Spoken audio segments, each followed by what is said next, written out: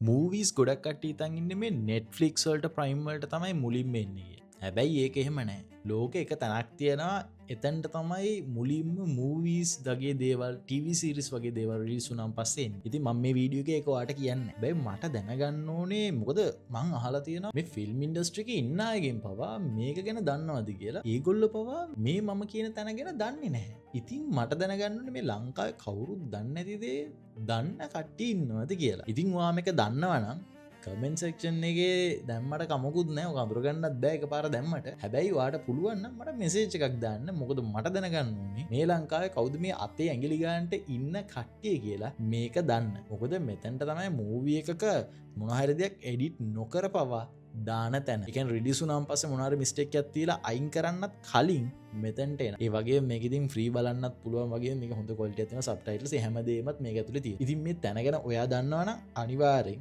Comment එකක් හරි මට වැඩි කැමතියි මම මෙසේජ් එකක් දැම්මනම්. ඉතින් මගේ නම කුමාර් ජයරංග.